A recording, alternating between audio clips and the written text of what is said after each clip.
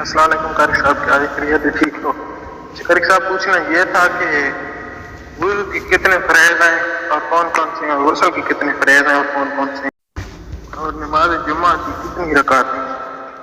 السلام علیکم ورحمۃ اللہ وبرکاتہ۔ جی معزز ناظرین کرام، امید کرتا ہوں کہ آپ خیر و عافیت سے ہوں گے۔ اللہ تعالیٰ آپ کو ہر قسم کی آفات سے، مصائب سے، تکالیفوں سے اللہ تعالیٰ عالم اسلام کو محفوظ فرمائے۔ آج کا جو اوقاش اسلامک میڈیا میں سوال ہے وہ یہ ہے، ہمارے بھائی پوچھتے ہیں، جیسا کہ آپ نے ریکارڈنگ کے اندر سنا، وہ پوچھتے ہیں کہ وضو کے فرائض کیا ہیں۔ تو میرے ہاتھ میں یہ کتاب ہے فقہ و سنہ، سید سابق حسین مصری رحمۃ اللہ علیہ کی فقہ و سنہ کتاب و طہارہ۔ تو اس کے اندر جو باب الوضو ہے اس کے صفحہ 37 اور 38 کے اوپر فرائضہ، وضو کے فرائض بیان کیے گئے ہیں۔ بھائی وضو کے فرائض اور غسل کے فرائض پوچھتے ہیں، تو میں سب سے پہلے آپ کے سامنے وضو کے فرائض بیان کرنا چاہتا ہوں۔ تو وضو کے فرائض میں سے الفرض الاول النیہ، پہلا فرض ہے نیت۔ نیت آپ جانتے ہیں، انما الاعمال بالنیات لکل امرئ ما نوی۔ نبی علیہ السلام نے فرمایا کہ انسان کے لیے ضروری ہے کہ وہ اعمال سے پہلے نیت کو خالص کرے کہ عمل وہ کس کے لیے کر رہا ہے۔ تو اس لیے سب سے پہلی چیز ہے نیت، وضو کے فرائض میں سے نیت ہے۔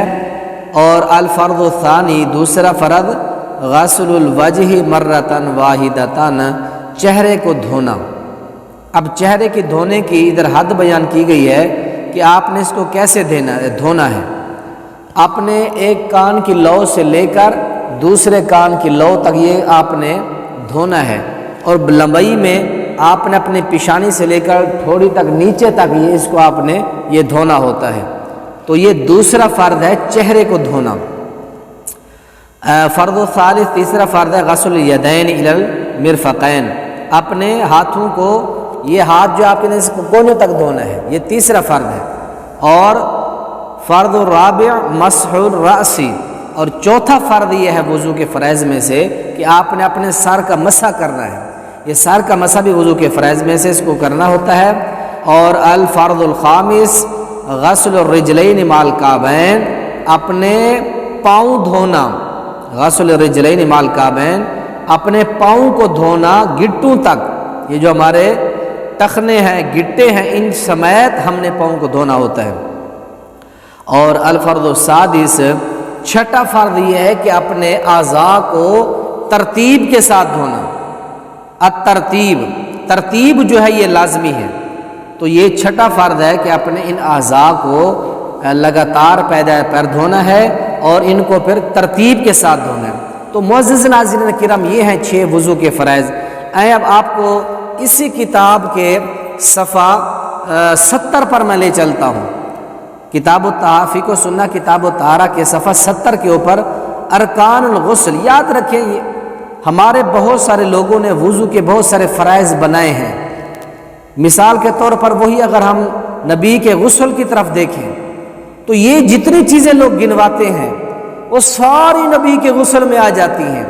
مثال کے طور پر غسل کے فرائض میں سے بیان کیا جاتا ہے کہ نیت، کلی کرنا، ناک میں پانی ڈالنا، پورے بدن پر پانی بہانا، یہ 4 وضو کے جو ہے غسل کے 4 فرائض ہیں۔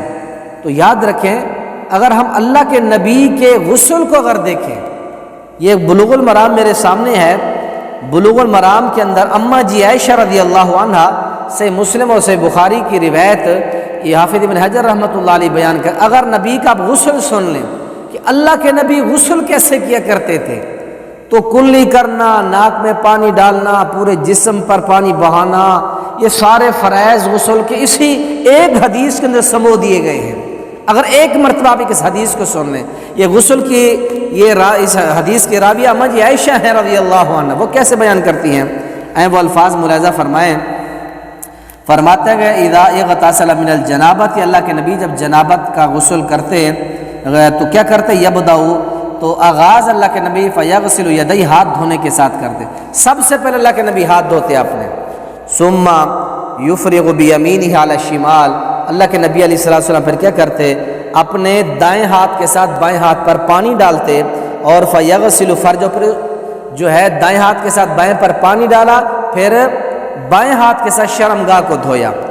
آگے فرماتے ثم یتوضأ، پھر اللہ کے نبی وضو کرتے، ثم یاخذ الماء، پھر پانی لیتے یعنی ہاتھ وغیرہ کو تر کرتے، فیدخل اصابعہ فی اصول الشعر، پھر نبی علیہ السلام اپنے ہاتھ گلے کر کے اپنے بالوں کی جڑوں میں ڈالتے اللہ کے نبی، تاکہ کوئی بال یا کوئی جڑ جو ہے خشک نہ رہ جائے۔ اسی طرح داڑھی کے بال ہیں، کوئی جسم پر بال ہے، آپ اچھی طرح بالوں کو ملیں، انگلیاں گلی کر کے بالوں کی جڑوں کے اندر ان کو اچھی طرح ملیں، داڑھی کو ملیں، اپنی مونچھیں، اپنے جسم پر کوئی بھی بال ہے، اللہ کے نبی کیا کرتے تھے؟ فی اصول الشعر، بالوں کی جڑوں کو اچھی طرح ملتے۔ اچھا یہ کام ہو گیا، پھر ثم حفن علی راسی 3 حفنات، اللہ کے نبی 3 چلو بھرتے، 3 چلو بھر کر اپنے سر مبارک کے اوپر ڈالتے، ثم افاض علی سائر جسدہ، پھر سارے بدن کے اوپر اللہ کے نبی علیہ السلام پانی بہاتے تھے، ثم غسل رجلہ، پھر آخر میں پاؤں دھوتے تھے۔ تو اگر یہ طریقہ اللہ کے نبی کا ہم تمام پڑھ لیں، دیکھ لیں، تو یہ سارا کچھ وہی ہے۔ یہی طریقہ خاتون کے لیے ہے، یہی طریقہ مرد کے لیے ہے۔ عورت کے لیے یہ ہے کہ اگر عورت کے بڑے گھنے بال ہیں تو اس نے کیا کرنا ہے؟ اپنے بال کے جو یہ حصہ ہے سر کا، اس کو دھو لے، باقی اس کے پیچھے جو بڑی بڑی مینڈیاں ہوتی ہیں، بوڈیاں اس نے جو بڑے بڑے چوڑے بڑے ہوتے ہیں، وہ نہ کھولے ان کو، تو اپنے سر کے ابتدائی حصے کو پانی کے ساتھ اچھی طرح دھو لے۔ تو مرد کا اور عورت کا سیم غسل ہے، اس میں کوئی فرق نہیں ہے۔ تو وضو کے فرائض 6 میں نے آپ کے سامنے بیان کر دیے، اور غسل کے فرائض بھی وہ بھی آپ کو بتا دیے، اللہ کے نبی کا مکمل غسل کا طریقہ بتا دیا۔